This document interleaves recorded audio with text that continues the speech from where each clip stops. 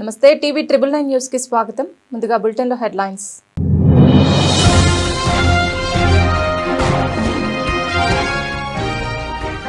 Bharat Germany మధ్య కుదిరిన అవగాహన ఒప్పందాలు వాణిజ్యం, పెట్టుబడి మరియు భాగస్వామ్యాలకు కొత్త అధ్యాయాన్ని తెరుస్తుందన్న ప్రధాని మోదీ.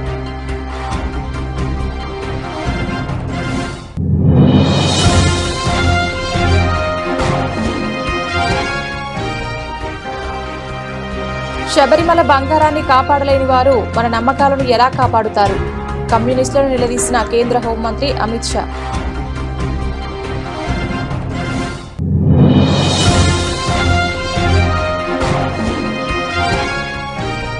జేఎన్యూలో నినాదాలపై స్పందించిన ఢిల్లీ ముఖ్యమంత్రి రేఖా గుప్తా. విద్యార్థులు తప్పుడు నినాదాలు చేస్తూ దేశానికి వ్యతిరేకంగా మాట్లాడుతున్నారని ఆవేదన.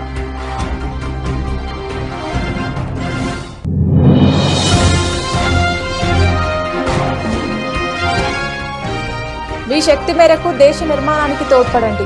ప్రజలకు పిలుపునిచ్చిన వైమానిక దళ chief AP Singh.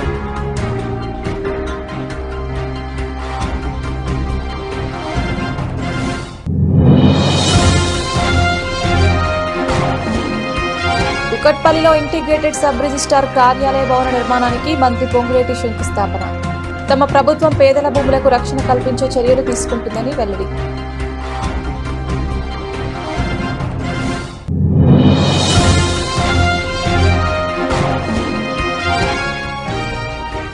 PSLV C-62 rocket ప్రయోగంలో సాంకేతిక లోపం. శాటిలైట్తో తెగిన సంబంధాలు.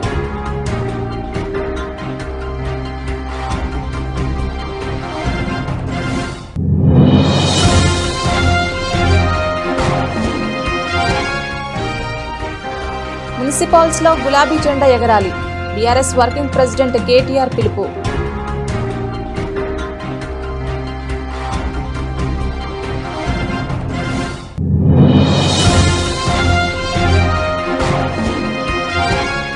శ్రీకాకుళం జిల్లా కాశీబుగ్గ ఆలయంలో భారీ చోరీ. 60 లక్షల విలువైన ఆభరణాలు ఎత్తుకెళ్లినట్లు ధర్మకర్త వెల్లడి.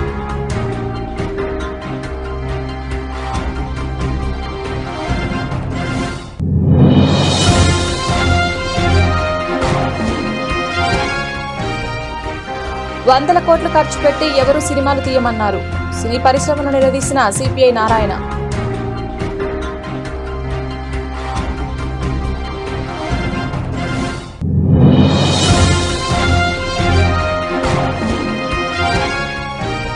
సిబిఐ విచారణకు హాజరైన విజయ్. కరూర్ తొక్కిసలాట ఘటనలో దర్యాప్తు జరుపుతున్న సిబిఐ.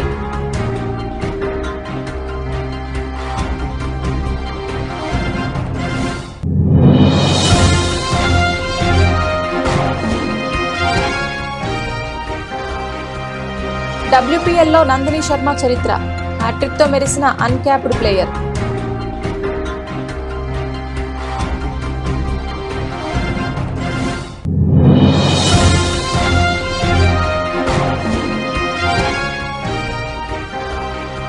ఐటీ మెటల్ రంగ స్టాక్స్ లో కొనసాగుతున్న అమ్మకాలు. నష్టాల్లో కదలాడుతున్న సెన్సెక్స్ నిఫ్టీ.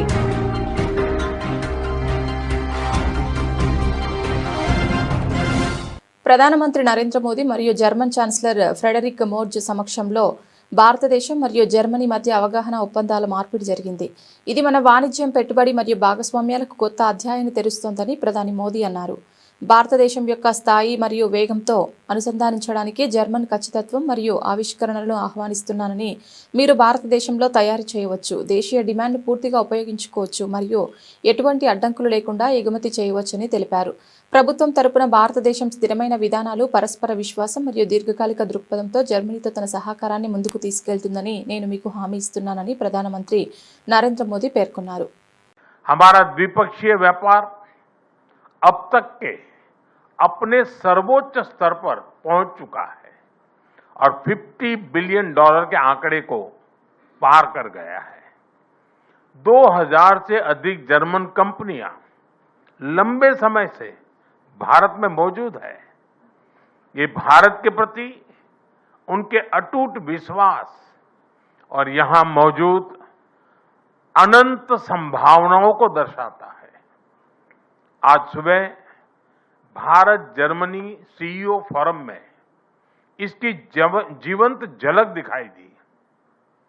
फ्रेंड्स, भारत और जर्मनी के बीच टेक्नोलॉजी सहयोग प्रति वर्ष मजबूत हुआ है और आज इसका प्रभाव ग्राउंड पर स्पष्ट रूप से दिखाई देता है।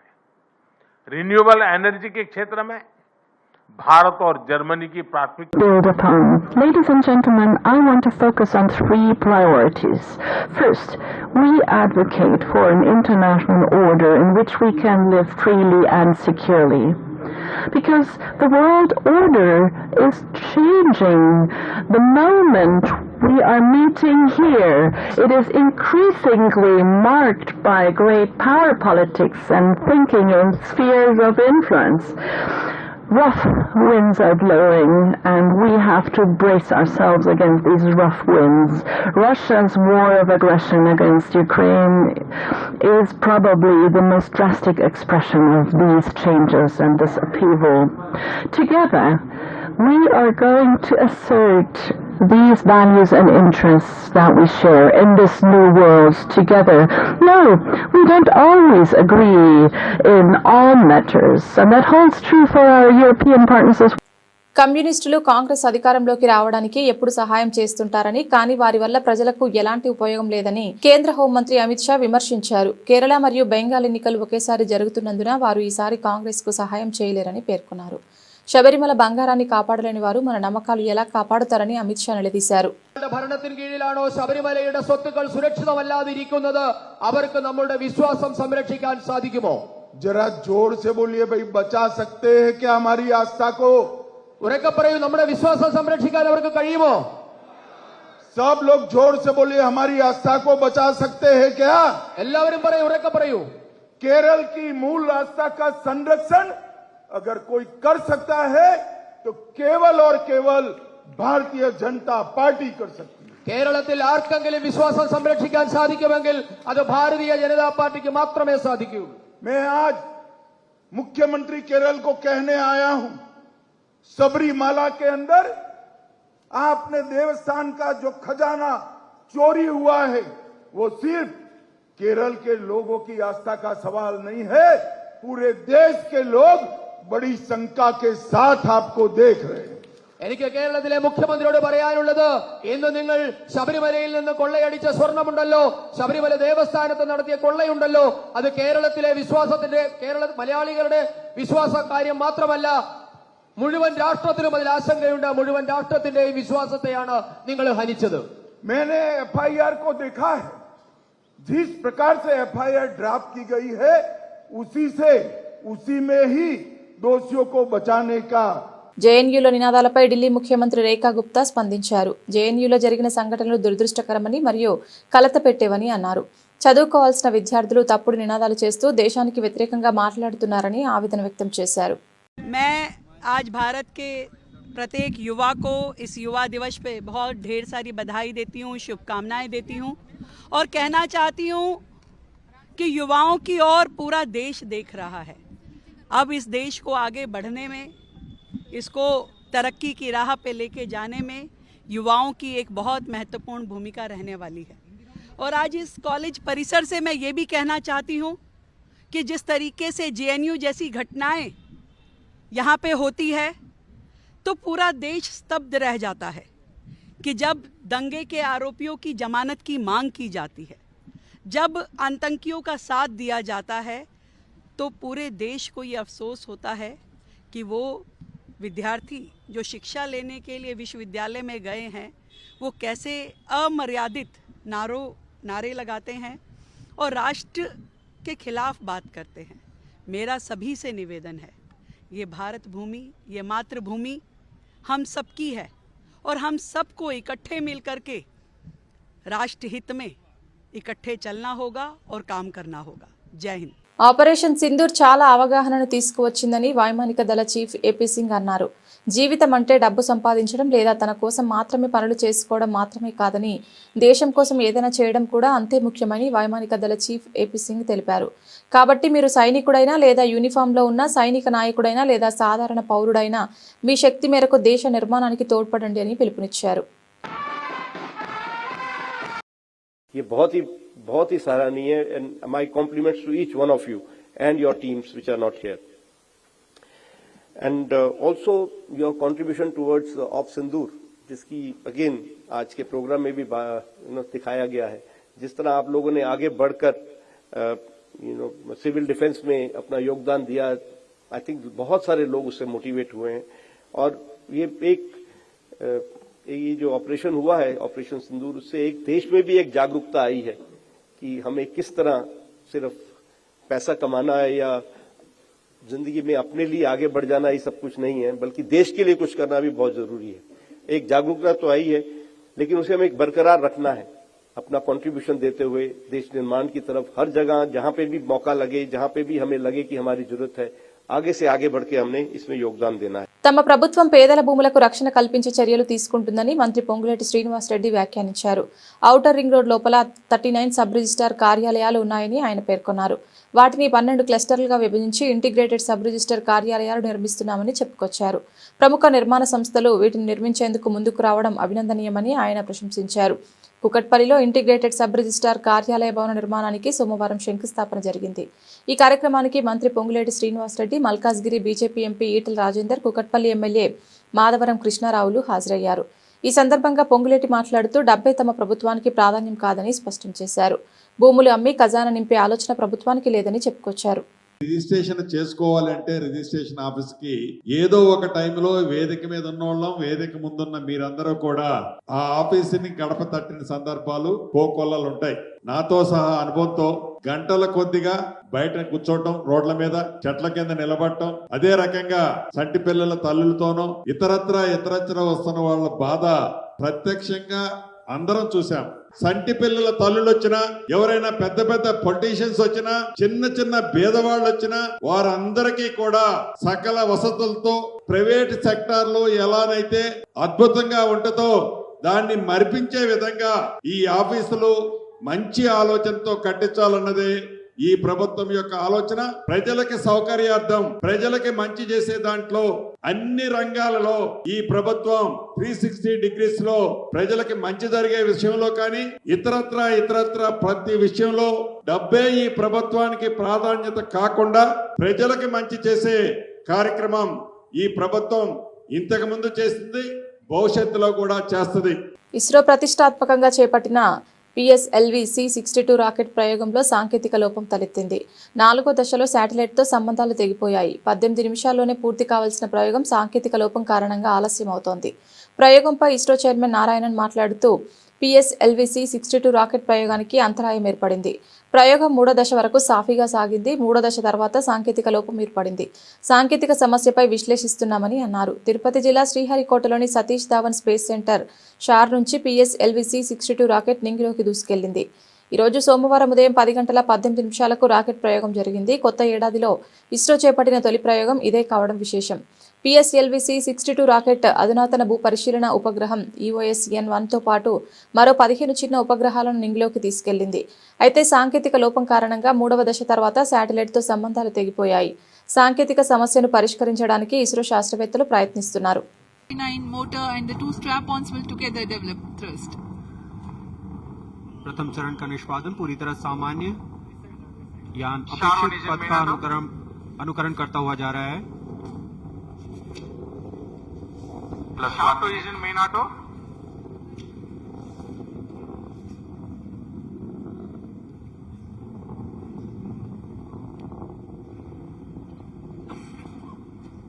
Both strap-ons separated. There's a confirmation from the Range Operations Director that the strap-on motors have been separated from the ongoing launch vehicle. However, the core S139 motor continues to burn and develop thrust. రాష్ట్రంలో BJP బలం గాలివాటమేనని, గతంలోనూ బలం లేదని, భవిష్యత్తులో కూడా క్షేత్రస్థాయి బలం రాబోదని BRS working president K తారక రామారావు స్పష్టం చేశారు. తెలంగాణలో భారతీయ జనతా పార్టీ ఏనాటికి కాంగ్రెస్ పార్టీ దుర్మార్గ పాలనకు ప్రత్యామ్నాయం కాబోదని చెప్పారు. 24 నెలల కాంగ్రెస్ పార్టీ అసమర్థ పాలనకు, గత 10 ఏళ్లలో జరిగిన అద్భుతమైన అభివృద్ధిని ప్రజలకు బేరీజు వేసుకుంటున్నారని, ఖచ్చితంగా మరోసారి బీఆర్ఎస్ వైపు నిలిచేందుకు ప్రజలు సంసిద్ధంగా ఉన్నారని ఆయన ధీమా వ్యక్తం చేశారు. హైదరాబాద్లో ఆదిలాబాద్, మెదక్ జిల్లాల బీఆర్ఎస్ అధ్యక్షులు, పార్టీ ముఖ్య నేతలు, ప్రజాప్రతినిధులతో కలిసి కేటీఆర్ పురపాలక ఎన్నికల సన్నాహక సమావేశం నిర్వహించారు. ఈ సందర్భంగా ఈ రెండు జిల్లాల్లో పార్టీ అనుసరించాల్సిన వ్యూహాలు, ఇతర అంశాలపై ఆయన దిశానిర్దేశం చేశారు. ఈ సందర్భంగా ఆయా మున్సిపాలిటీల్లో స్థానిక పరిస్థితులపై వివరాలు అడిగి తెలుసుకున్నారు. పార్టీ నేతలు క్షేత్రస్థాయిలో పరిస్థితులు సీనియర్ నేతలకు వివరించారు. మీ ఎమ్మెల్యే ఉన్నాడు, ఇక అంటే బాగుండదు. ఇప్పుడు మరి లేడీస్ చాలామంది ఉన్నారు. ఇప్పుడు నాకు తెలిసి 2 లింగాలు ఉంటాయి, అయితే మగోళ్ళు లేకపోతే ఆడోళ్ళు. ఇవాళ ఈ 10 మంది పరిస్థితి ఏంటంటే వాళ్ళు ఎక్కడున్నారో వాళ్ళకి తెలియదు, వాళ్ళు ఏ లింగమో వాళ్ళకి తెలియదు. నువ్వు కాంగ్రెసా బీఆర్ఎస్ చెప్పురా భయ్ అంటే ఆడనేమో కాంగ్రెస్ అట, నియోజకవర్గంలో స్పీకర్ కాడికి రాగానే బీఆర్ఎస్ అట. నేను అడుగుతున్నాను, నువ్వు నిజంగా బీఆర్ఎస్ అయితే మరి ప్రేమ్ గౌడ్ ఇక్కడ జాయిన్ అవుతావు, నువ్వే ఆడు. నువ్వు బీఆర్ఎస్ అయితే ఇక్కడ ఉండాలా లేదా? నువ్వు మరి ఏడున్నావు? ఈ బతుకు అవసరమా? 4 సార్లు గెలుపుతుంది, 40 సార్లు గెలుపుతుంది. అందుకే అంటారు పెద్దలు చెప్తారు, నందేయి పందేయి 100 ఏళ్ళు బతికింది దానికంటే నందేయి 4 ఏళ్ళు బతికింది అని ఏమాట. పంది లెక్క 100 ఏళ్ళు బతికింది దానికంటే నంది లెక్క 4 ఏళ్ళు బతికినా చాలు. ఇప్పుడు జీవితం అంతా అందరం చస్తాం ఏదో ఒక రోజు. బతికిన 4 ఖదర్తో బతకాలి. చచ్చిపోతే కూడా మంచివాడు చచ్చిపోయిండు అనాలి. చచ్చిపోతే ఈ బద్మాష్ గడు చచ్చిపోయిండు నయం అనుకుంటే కష్టం. గట్లుండాలి. కానీ నేను అడుగుతున్నా, ఇదేంది నాకు అర్థం కాదు. ఏం అభివృద్ధి ఆశించిపోయినావు నువ్వు? రేవంత్ రెడ్డి రాజేంద్రనగర్లో ఏం చేసిండు? మెట్రో రైలు మేము గచ్చిబౌలి నుంచి శంషాబాద్కు మెట్రో రైలు మంజూరు చేయడమే కాదు, టెండర్ కంప్లీట్ చేసినాం, పైసలు మొత్తం పోగు చేసినాం, టెండర్ పూర్తయింది. ఎల్ఎన్టీ అనే కంపెనీ ఏదైతే మెట్రో కట్టిందో వాళ్ళకే వర్క్ వచ్చింది. సరిగ్గా ఈ పాటికి 2 ఏళ్లలోనే పని పూర్తయి ఈ పాటికి చుక్ రైలును ఉరుకుతున్నాయి మీ కాడికి. ఎందుకంటే మీ దగ్గర ల్యాండ్ అక్విజిషన్ లేదు, భూసేకరణ లేదు. మంచిగా ఓఆర్ఆర్ పక్కెంబడినే తీసినాం తొవ్వ కూడా. అందులోకెళ్ళే పెడితే అయ్యిపోతుండే. ఈ పాటికి 18 నెలలు ఒడిచిపోతుండే. ఈ పాటికి మీకు రైలు కనబడుతుండే. ఈ రైలు రేవంత్ రెడ్డి ఎంత మూర్ఖుడు అంటే ఆయనకు తెలియదు, అర్థం కాదు. చెప్తే ఈనాడు ఆయనకు నేను చెప్పిన అసెంబ్లీలో కూడా, అయ్యా నీకు అర్థం కావట్లేదు ముఖ్యమంత్రి గారు, అది ఎయిర్పోర్ట్కు రైలు అంటే ఎయిర్పోర్ట్కు పోయేటోడు ఎక్కడరా అయ్యా? మధ్యలో నర్సింగ్ ఉంటుంది, బద్వేలు ఉంటుంది, మధ్యలో బండ్లగూడు ఉంటుంది, ఆడ ఉండేటోళ్ళు ఉంటారు, ఎక్కటోళ్ళు దిగేటోళ్ళు ఇటు వచ్చేటోళ్ళు పోయేటోళ్ళు వాళ్ళు కూడా ఎక్కుతారా నాయన? ఓన్లీ ఎయిర్పోర్ట్కి పోయి ఎయిర్పోర్ట్కి వెళ్ళి వచ్చేటోళ్ళు రారు అని చెప్తే మెమ్మెమ్మే బెబ్బెబ్బే తెలియదు పీకదు. అంటే గింత అన్యాయమా? రాజేంద్ర నగర్ నియోజకవర్గం బాగుపడుతుందంటే నీకెందుకు బాధ? ఆయనకి ఎవడో చెప్పిండంట రేవంత్ రెడ్డికి, నా భూములు ఉన్నాయంట అందుకోసం నేను రైలు వేసుకున్నా అంట. ఏం చెప్పాలి ఇంక ఆయన గట్లా ఆలోచిస్తే? దయచేసి నేను మిమ్మల్ని మీకు రిక్వెస్ట్ చేసేది మీ అందరికి కూడా, మనము ఆలోచించుకోవాల్సింది ఒకటే. ఇవాళ పదవులు వస్తాయి పోతాయి, అధికారం కూడా వస్తుంది పోతుంది. అధికారం ఎవరికి శాశ్వతం కాదు. కానీ అధికారంలో ఉన్నప్పుడు ఏం చేసినాం అనేది ప్రజలు గుర్తుపెట్టుకుంటారు. ఇవాళ ప్రజలు కేసీఆర్ గారిని గుర్తు చేసుకుంటున్నారు అంటే, రాజశేఖర రెడ్డి గారిని గుర్తు చేసుకుంటున్నారు అంటే, చంద్రబాబు నాయుడుని గుర్తు చేసుకుంటున్నారు అంటే, ఆ రోజు వాళ్ళు చేసిన పనులు ఇంకా కొన్ని కనబడుతున్నాయి కాబట్టి యాద్ చేసుకుంటున్నారు. నేను రేవంత్ రెడ్డికి చెప్తా ఉన్నా, ఇంకా 3 ఏళ్ళు నీకు పదవి ఉన్నది. ఏమైనా ప్రజలు గుర్తు చేసుకునే మంచి పనులు చేయి. చేసిన మోసం సాలు, పాలన మీద దృష్టి పెట్టు, 6 గ్యారెంటీల అమలు మీద దృష్టి పెట్టు. మహిళలకు చెప్పినావు 2500 ఇస్తాను ఇయ్యు, ముసలోళ్ళకి చెప్పినావు 4000 ఇస్తాను ఇయ్యి, స్కూటీలు అన్నావు, విద్యా భరోసా కార్డులు అన్నావు, ఫీజులు ఇస్తా అన్నావు, 12500 ఫీజు రీయింబర్స్మెంట్ బాకీ పెట్టినావు. మంచి పనులు చేయి. శ్రీకాకుళం జిల్లా కాశీబుగ్గలోని వెంకటేశ్వర ఆలయంలో ఆదివారం రాత్రి దొంగలు పడ్డారు. ఆలయం వెనుక ద్వారం గుండా లోపలికి ప్రవేశించిన దొంగలు గర్భగుడిలో స్వామివారికి అలంకరించిన నగలను ఎత్తుకెళ్లారు. చోరీకి గురైన ఆభరణాల విలువ సుమారు 60 లక్షల వరకు ఉంటుందని ఆలయ ధర్మకర్త ముకుంద పాండా వెల్లడించారు. దీనిపై కాశీబుగ్గ పోలీసులకు ముకుంద పాండా ఫిర్యాదు చేశారు. ఘటనా స్థలాన్ని కాశీబుగ్గ డీఎస్పీ షేక్ సహాబాజ్ అహ్మద్ సిఐ రామకృష్ణ పరిశీలించారు. ఏకాదశి సందర్భంగా గతేడాది నవంబర్ 1న ఈ ఆలయానికి భక్తులు పోటెత్తారు. ఊహించని రీతిలో భక్తులు రావడంతో విపరీతమైన రద్దీ ఏర్పడింది. ఈ క్రమంలోనే తొక్కిసలాట జరగగా 9 మంది భక్తులు మరణించారు. ఈ ఘటన నేపథ్యంలో పోలీసుల ఆదేశాల మేరకు దేవాలయంలో దర్శనాలు నిలిపివేశారు. అప్పటి నుంచి ఆలయం మూతపడి ఉంది.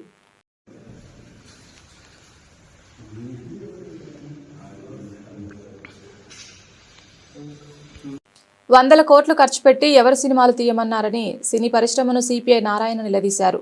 సినిమా ఓనర్లు టికెట్ రేట్లు పెంచాలని అడగడం, ప్రభుత్వం పెంచడం దారుణమని విమర్శించారు. చాలా మంది వ్యాపారాలు చేస్తున్నారని, వారికి నష్టాలు వస్తే ప్రభుత్వం సబ్సిడీ ఇస్తుందా అని ప్రశ్నించారు. సినిమా ఓనర్లంతా కలిసి రేట్లు పెంచమని సిగ్గు లేకుండా అడగడం, బుద్ధి లేకుండా గవర్నమెంట్ దాన్ని ఒప్పుకోవడం, ఇది ఎక్కడ అన్యాయం? ఇది వాళ్ళు 100 కోట్ల రూపాయలు ఖర్చు పెట్టి విలాసంగా సినిమాలు తీస్తే వాళ్ళకి ఏదో నష్టం వచ్చేసిందని చెప్పేసి ప్రజలపైన ఒక్కొక్కరికి 1000 రూపాయలు ఫైన్ వేస్తే ప్రజల రక్త మాంసాలు పిప్పి చేసి విలాసవంతమైనటువంటి కార్పొరేట్ కంపెనీ చేస్తారా? ఎవరు చెప్పారు ఇదంతా మీకు? ఎవరు పెట్టకున్నారు అంత 2 కోట్లు? ఆ సినిమా థియేటర్కి పోతే నీళ్ళ బాటలు తీసుకుపోనీరు, బిస్కెట్లు తీసుకుపోనీరు, పిల్లలకి ఏమైనా ఇవి తీసుకుపోనీరు. ఆడపోయి కొంటే కాన్ఫ్లెక్స్ 500, వాటర్ బాటిల్ 200. ఎంత దోపిడీ ఇది? ఆ దోపిడీ చేసేవాడు గవర్నమెంట్ సపోర్ట్ చేస్తుందా? ఎందుకు పెంచాలి? అందులో ఇది పెంచడానికి బుద్ధి లేని గవర్నమెంటు, అడిగే వాళ్ళకి సిగ్గలేదు, దీన్ని అంగీకరించకూడదు. ఇది వాళ్ళ కష్టపడి వాళ్ళు తీసుకోవాలి తప్ప. చాలామంది వ్యాపారాలు చేస్తున్నారు, వాళ్ళు నష్టం వచ్చి కట్టిస్తున్నారా, సబ్సిడీ ఇస్తున్నారా? ఇవ్వలేదు కదా.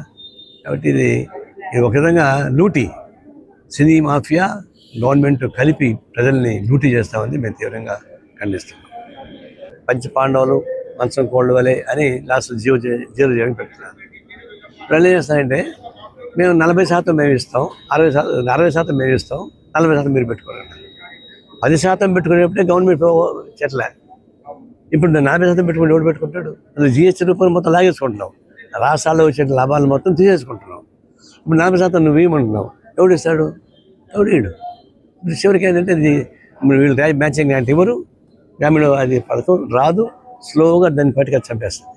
ప్రముఖ నటుడు Tamilaga Vetri కలగం TVK party chief Vijay సోమవారం సిబిఐ విచారణకు హాజరయ్యారు. ఉదయం చెన్నై నుంచి ప్రత్యేక విమానంలో ఆయన ఢిల్లీకి చేరుకున్నారు. సిబిఐ కార్యాలయంలో అధికారుల ముందు హాజరయ్యారు. గతేడాది కరూర్లో టీవీకే ప్రచార సభ సందర్భంగా జరిగిన తొక్కిసలాటలో 41 మంది ప్రజలు ప్రాణాలు కోల్పోయిన విషయం తెలిసిందే. ఈ ఘటనపై సుప్రీంకోర్టు స్పందించి సిబిఐ విచారణ ఆదేశించింది. దీంతో దర్యాప్తు చేపట్టిన సిబిఐ అధికారులు ఘటనా స్థలాన్ని పరిశీలించి ఆధారాలు సేకరించారు. పలువురు ప్రత్యక్ష సాక్షులను విచారించిన అధికారులు విచారణకు రమ్మంటూ ఇటీవల విజయ్కు సమన్లు పంపించారు. ఈ నేపథ్యంలోనే సోమవారం విజయ్ ఢిల్లీలోని సిబిఐ ఆఫీసుకు వెళ్లారు. తొక్కిసలాట ఘటనను తమిళనాడు అధికార పార్టీ డీఎంకే కుట్రగా విజయ్ ఆరోపించిన విషయం తెలిసిందే. ఈ ఘటనకు సంబంధించి అసలు నిజాలు బయటకు రావాలని, సమగ్ర స్వతంత్ర దర్యాప్తు జరిపించాలని ఆయన డిమాండ్ చేశారు. ఈ విషయంపై టీవీకే తరపున ఆయన సుప్రీంకోర్టును ఆశ్రయించారు. అత్యున్నత న్యాయస్థానం సిబిఐ విచారణకు ఆదేశించగా విచారణకు సహకరిస్తానని విజయ్ ప్రకటించారు. కాగా తమ నాయకుడు విజయ్కు భద్రత కల్పించాలని టీవీకే పార్టీ ఢిల్లీ పోలీసులకు విజ్ఞప్తి చేసింది.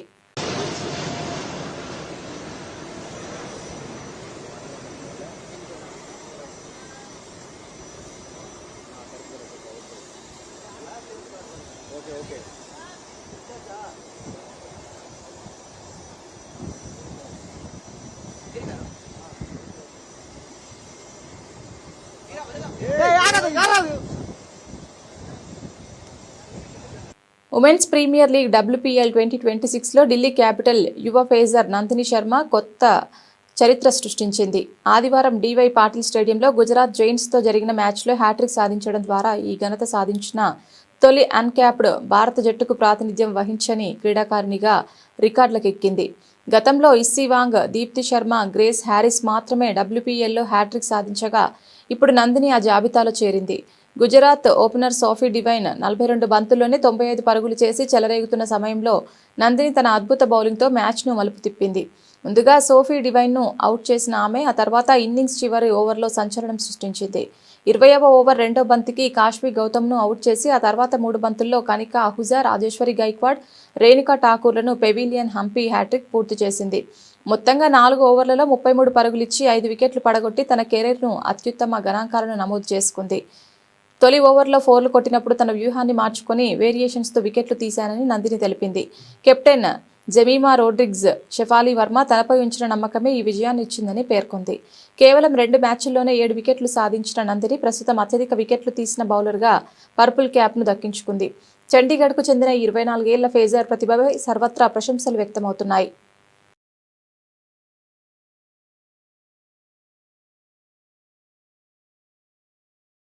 సుంకాల విషయంలో అమెరికా అధ్యక్షుడి బెదిరింపులు, అంతర్జాతీయంగా ప్రతికూల సంకేతాలు దేశీయ సూచీలపై తీవ్ర ప్రభావం చూపిస్తున్నాయి. డాలర్తో పోల్చుకుంటే రూపాయి మరింత పతనం కావడం కూడా స్టాక్ మార్కెట్ల నష్టానికి ఒక కారణంగా మారింది.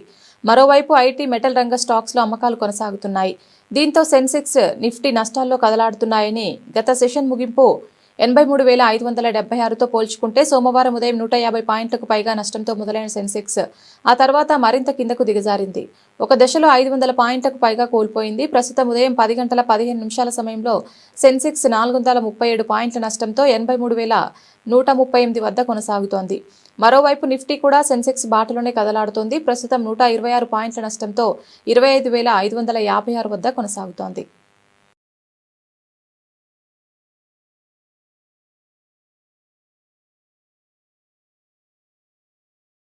బులెటిన్ ముగించే ముందు హెడ్లైన్స్ మరొకసారి.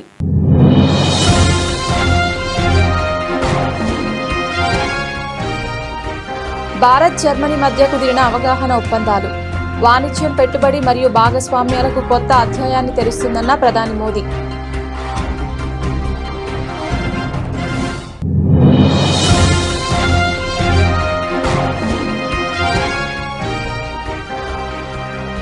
శబరిమల బంగారాన్ని కాపాడలేని వారు మన నమ్మకాలను ఎలా కాపాడుతారు? కమ్యూనిస్టులను నిలదీసిన కేంద్ర హోంమంత్రి అమిత్ షా.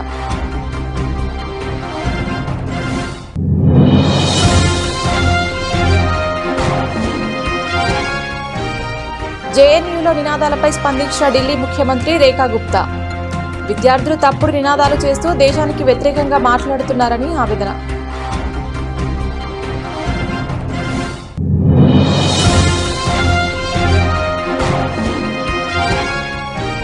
మీ శక్తి మేరకు దేశ నిర్మాణానికి తోడ్పడండి. ప్రజలకు పిలుపునిచ్చిన వైమానిక దళ chief AP Singh.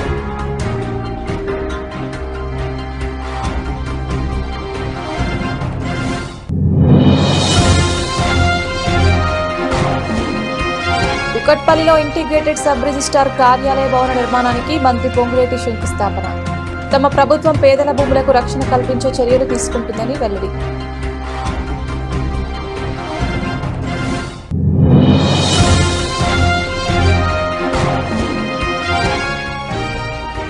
PSLV C-62 rocket ప్రయోగంలో సాంకేతిక లోపం. శాటిలైట్తో తెగిన సంబంధాలు.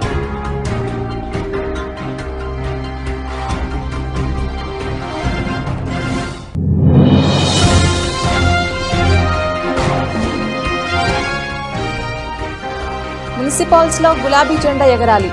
బీఆర్ఎస్ వర్కింగ్ ప్రెసిడెంట్ కేటీఆర్ పిలుపు.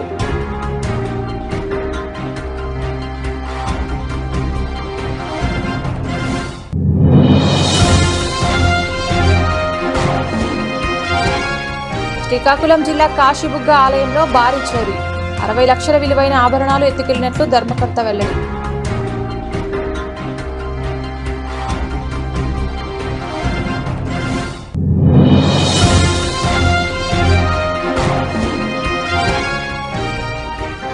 వందల కోట్లు ఖర్చు పెట్టి ఎవరు సినిమాలు తీయమన్నారు?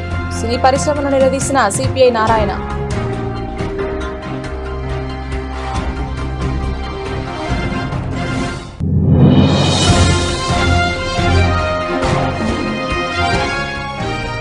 సిబిఐ విచారణకు హాజరైన విజయ్. కరూర్ తొక్కిసలాట ఘటనలో దర్యాప్తు జరుపుతున్న సిబిఐ.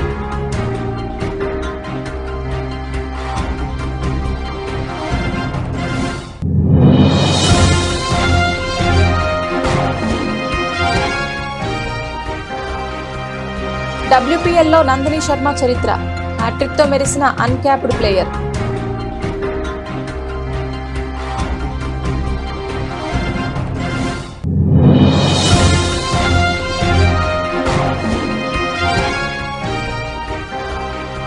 ఐటీ మెటల్ రంగ స్టాక్స్ లో కొనసాగుతున్న అమ్మకాలు. నష్టాల్లో కదలాడుతున్న సెన్సెక్స్ నిఫ్టీ.